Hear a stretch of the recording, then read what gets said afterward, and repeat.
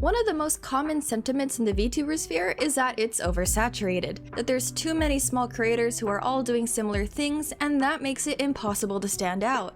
Almost every week, a tweet pops up talking about how to deal with low engagement, why loot-tubing is taking all the viewers, why certain people resort to follow and rage baiting to get attention because they can't get it any other way. Like, the excuses to not try new things are never ending. And that's what they are, by the way, excuses. VTubing is not oversaturated in the way you think it is. You just haven't been doing enough outside of streaming to push your content onto mainstream eyes. Picture this, we've niched down to a minuscule level, from creator to streamer, to VTuber, to indie VTuber, to video game playing indie VTuber, to pre-debut VTuber to be, so follow and retweet so I can reach 1K followers before I start streaming video games indie VTuber, and so on, that it has made discoverability nearly impossible. And that's entirely our fault. Why did we assume the only audience that wants us are established VTuber fans? Why did we think VTubers are its own form of content? I gotta break it to you, man. VTubing is just a medium that hides your face, not an end-all be-all genre that can only exist within a certain realm of the internet. If that's how you've been viewing this, then you've been limiting yourself, your content, and your growth with self-sabotage.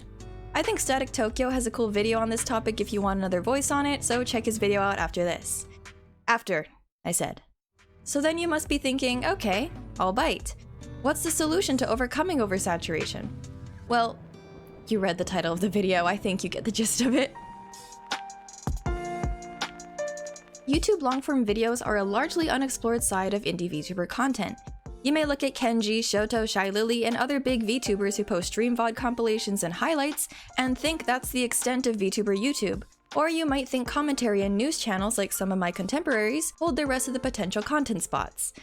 And you'd be wrong. By removing the mindset of, I am a VTuber, and instead thinking, I am a content creator, you'd be surprised at how many video ideas and creative endeavors you may want to partake in. Your interests and talents, random experiences you've had in previous fandoms, and so on, can make for great long-form content that can attract people to your other platforms, be it Twitch, Twitter, or anything else. All you need is a push and to put some deep thought into it if you haven't started already. And so, that's exactly what I did. I pushed established VTubers by creating a content bootcamp where they were forced to learn the ropes of video making, scripting, and organizing their time in order to make one video a week for an entire month. None of them could copy off of each other's homework, and I couldn't give them exact requirements because long-form content would look vastly different for everybody, but they all shared a common goal: to make thoroughly edited videos with commentary that would reach audiences outside of the current VTuber sphere. Being a VTuber became secondary to the content that they were going to put out. Whether they chose to include their model on screen or not was up to them, but I highly encouraged moving away from always having the model showing. Each Sunday, they would begin working on their new video, which had to be around 5 minutes or longer. If they were to make shorts instead, they'd have to make 4 or 5 with a similar level of scripting and editing. And once the week wrapped up, they had to post their video as close to the deadline as they could. Sounds easy? If you thought that just now, you may want to start taking notes, because the people who've made videos before had a completely different reaction. One of the common reasons as to why streamers neglect making original YouTube videos is because they take a lot of time. So much time. Especially when you're a one-man team doing all of the recording and editing, it can take weeks to produce a high-quality video. Learning how to navigate different softwares like DaVinci Resolve takes a long time on its own, not to mention preparing a thumbnail that people would click on. So people avoid doing it for as long as possible, opting to learning the basic of the basics just to throw out a couple edited VODs and shorts onto an otherwise dead YouTube channel. After all, they could be using that time to, well, stream. But that's not how you grow. And so, we begin the challenge. 20 VTubers, 4 weeks. My name is Kuu Mortuf. I'm Sayoko, and I'm German. My name's Tama, and I'm a Nekomata VTuber that's been VTubing for about 3 years now. I'm the Newbie Reaper. My name is Sinbad Stardust. I'm Masuoh. We are Ghosti the Little Ghostling, a collection of ghosts that have come together to tell stories through our streams. Currently, I specialize in streaming Let's Plays of farming sims, where I provide commentary, discuss real-life gardening techniques, and also do some very amateur voice acting for characters. Currently, I would consider myself an art streamer, even though I do also variety games. I would say I'm a variety game streamer. I am mostly art focused. I've also tried a game dev stream, but honestly, I don't know how to make game dev content interesting just yet. I make silly little shorts about experiences or just things I find funny. I do a fairly even split of gaming, hand cam, and art streams. I would say I'm semi-satisfied with the growth that I've had in the time that I've been doing this. The short answer is yes, because I stream and create content purely as a hobby, but it would definitely be nice to grow more.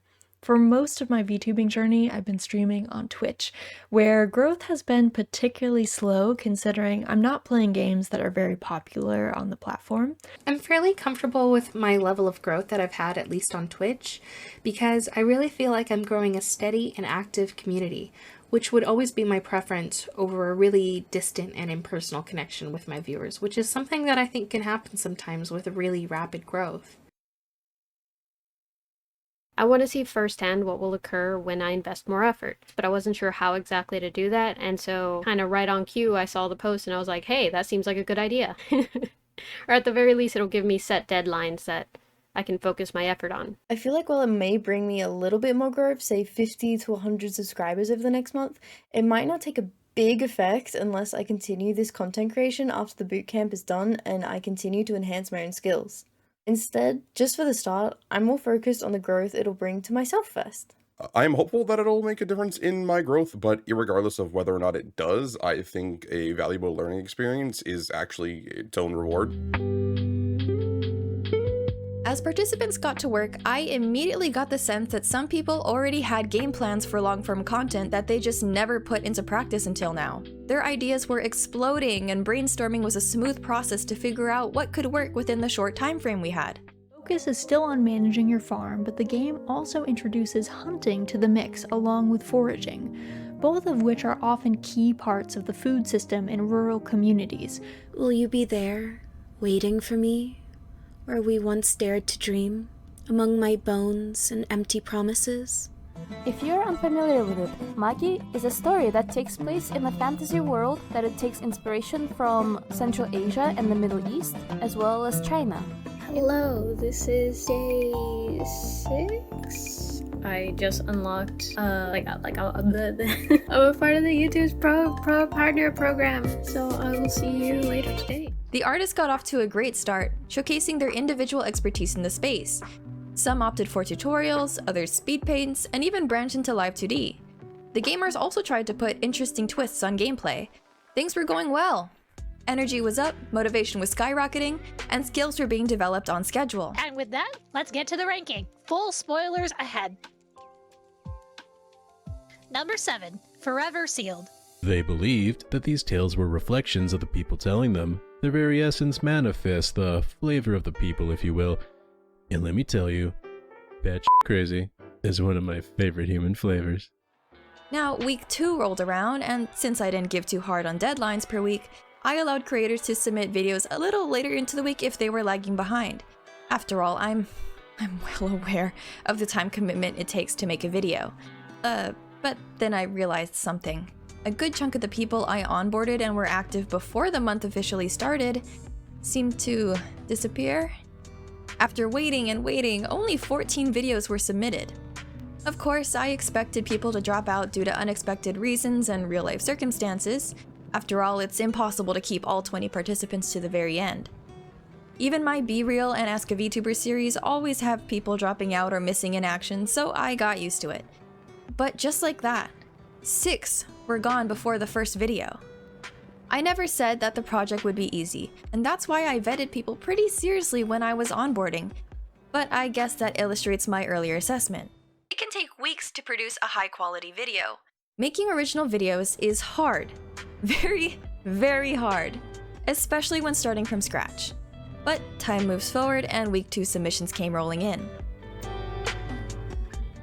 In some games, dogs will be a bit more involved, with their own storylines, complete with cutscenes and hard events, while in others, they're closer to a very cute part of the farm ambiance. Dass jetzt an deinem Headset dran ist oder individuell nochmal ein extra Mikrofon, den du hast. Und dann kann der auf deine Stimme reagieren. Ich hätte das zum Beispiel so eingestellt, dass wenn Töne kommen, dass dann automatisch mein Mund sich bewegt. And do the exact same thing but less dramatic, because we don't want it to look the same heaviness all the way through, because hair, how it works is it's heavier at the top because it's moving more, but the ends of it are lighter because it is moving less. I'll overlap a lot of these shapes as well to make sure that I get a lot of volume in them, to do them a lot of justice. And then basically we'll just go in and change the lightness opacity. So It was here that I asked for another round of interviews, given that we've hit the midway point of the month. We were down to 11 participants. It's become a bit harder, especially when I have some writer's block, but overall it's been pretty okay keeping up. I don't really had a plan. I just thought, what content do I want to make? And the moment I had the idea, I recorded. It was definitely more difficult than I thought. I was full of really ambitious ideas that would take a lot more than just a week to prepare. I think if I continue this habit of posting consistent videos, I'd probably reduce it to once every 2 weeks rather than every week, because I feel like I'd be able to produce much higher quality videos within a longer time frame. Absolutely, they have been blown way out of proportion. I thought I wanted, 5 to 10 likes per video. I have hundreds and thousands of views. Oh my god. I did not expect that. I've been trying to play around with some editing techniques, maybe some jump cuts, maybe doing a little bit more of including photos or images than I had previously. So trying to just kind of up my editing game. As far as the growth goals or the view count goals or whatever, I am certainly not upset if I don't hit those numbers. They were all reaches for sure. I made YouTube videos, one each week. That's a huge milestone. I learned that my snipping tool can record my screen. Not only did I achieve my goals, it also was more than I expected. I really only have 2 goals for the project, and it was to get over 50 views on at least one video, which so far, this halfway point, all of my videos have gotten. And I also had a goal to be able to post on time consistently, which I've also been able to do. I really believe in baby step goals, so even something small feels really good. My first video I posted got 2,000 views so far, which was more than I anticipated. And there's been really steady growth on both my YouTube and my Twitch. Nothing extreme, but the growth is certainly there, and it's more than I would be used to if I were sticking to what I had been before. People have dropped. A lot of people have dropped, almost half. I think I said I wanted at least half people to stay, but we're getting to the point where I'm not sure that's gonna happen at this point. I think we are exactly at half participants, and we're only halfway to, we're week 2. It's week 2 right now. But I did expect this. I'm gonna be honest, I did expect this. It's very hard to make a video, and it's very hard to make 4 videos in a row. I'm putting these people through a lot of new challenges. So yeah, I think this is just about where I expected. I can't say I'm not disappointed. I wanted everybody to have a fair shot at this, and I wanted to have all that data so I could make this video, but you do what you can.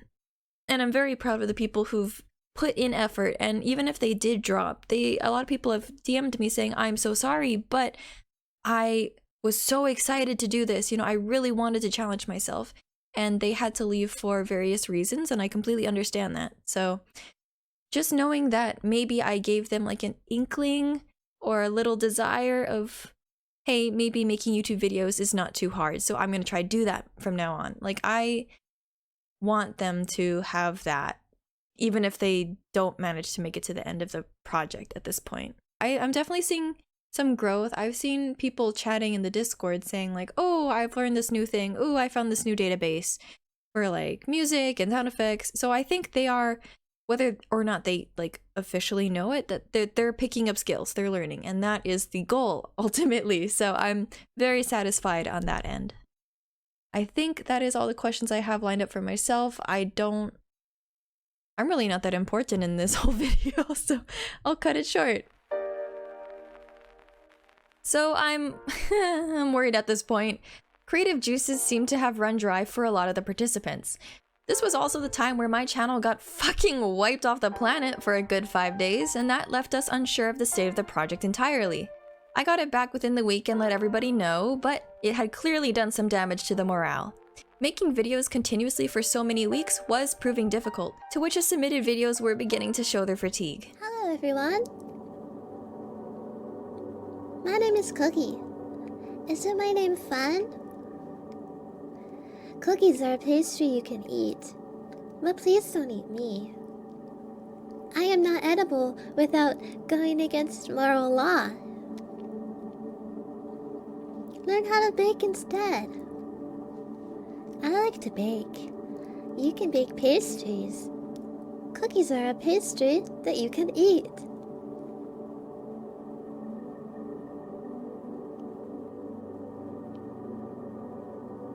Now, there is a certain expectation non-VTubers or content creators have for YouTube, and that's consistency. Pretty much all tips for growth online will tell you to be consistent. Always be putting things out so the algorithm and your viewers don't forget you. It's become so mainstream that people really do believe that you need to be posting as often as possible. And look where that gets us. They're tired. I'm tired. And once you hit burnout, trust me, it's really, really hard to get out of it. And while the bootcamp had a time limit of a month and required participants to stay on brutal turnout schedules, I do not recommend it at all for the long term. It's evident that being rushed reduces the time necessary to produce a good video that would attract wandering eyes. And honestly, VTubers who are just doing it as a hobby have no need to be grinding that hard in the first place. But I'll save all the meta commentary for the end. On to week 4. Week 4 was hard, but the team finished with high spirits. It was finally the end of the month. No more videos to plan, and the submitted videos reflected their mood. The only downside was that only 8 participants made it that far.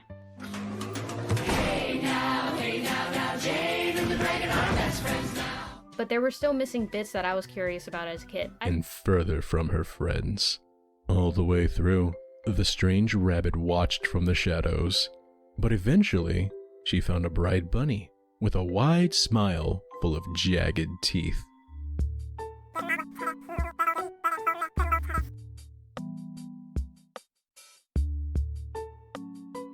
Either way, maybe we'll be able to see even more Ainu influences and a further celebration of Ainu culture in a mainline Story of Seasons game in the future. Woohoo! We're done! Yippee! So how did everybody feel like they did? Honestly, I feel relieved. I didn't think this would be nearly as challenging as it was. I feel pretty relieved. I don't have to rush anymore. I feel a bit joy and happiness because I really did it till the end. I mean, I did something new and was proud of my results. It's a win for sure.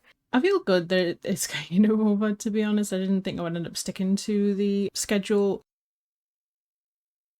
My biggest success was definitely the second video, where I talked about how to become a VTuber. Before I uploaded the video, I thought it will be the worst video of all. The reaction I've gotten from my established audience, I had a video perform much better than I anticipated, which was great, but I was even happier to hear that stream viewers were really enjoying the videos. I think getting started was the biggest success I had. Others will come after, but the first step's always the biggest. I think that every content creator should play around with different mediums because they might discover something that they adore. Making videos won't necessarily click with everyone, but you never know unless you try it out. I think yes, because I think each VTuber has their own sort of thing they can put out, their own niche they can put out. I'll probably strive to put more out, even if it's just speed paints, so that people have something to put on the background. Because ultimately my brand is about like being comfortable and being cozy. Definitely love making videos. There's no social pressure like there is on stream.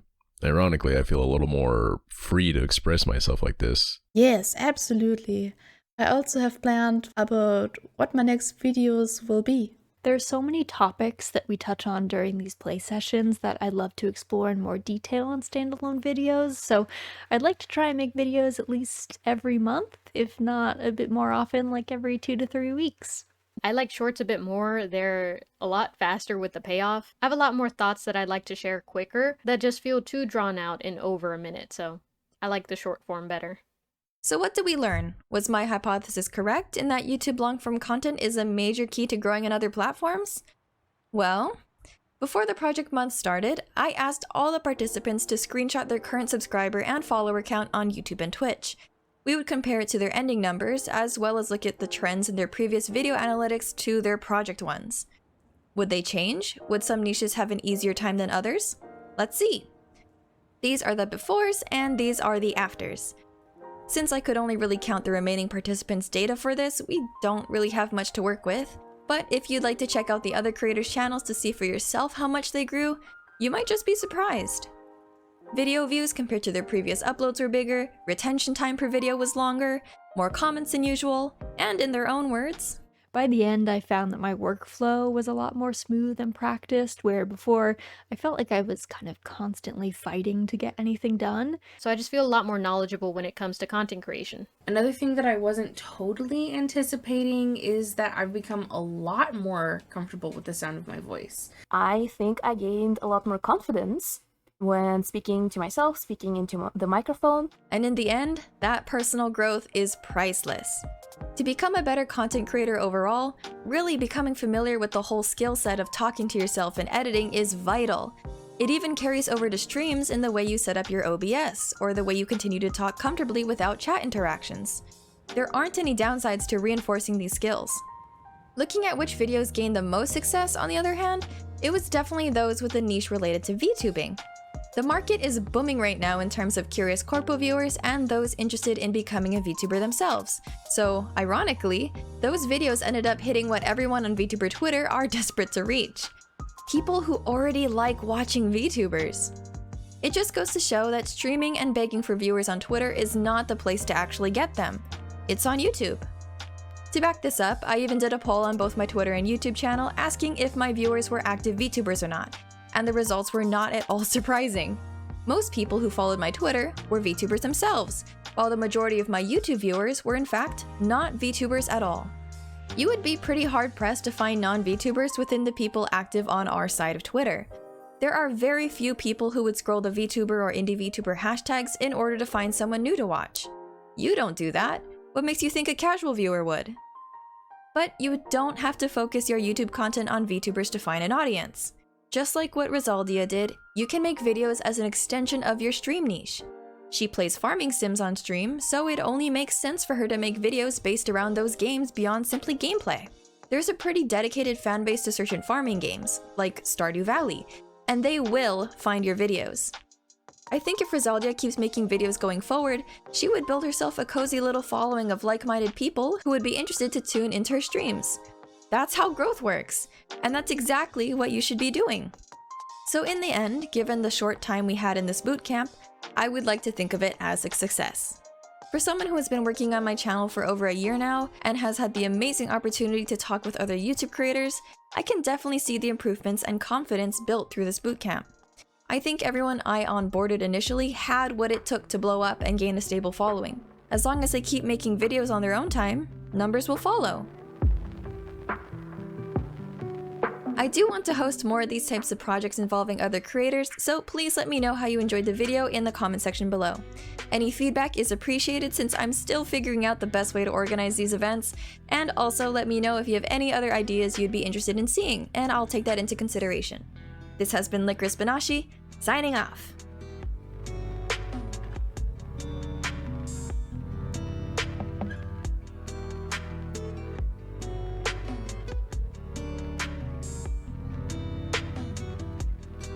Enjoy the journey and don't worry so much about the final destination. When a video of yours get more attention, there will be always haters come with it. Don't let yourself down because some people are mean. Chase your ambitions while you can. Memento mori, memento vivere, carpe diem, so on and so forth.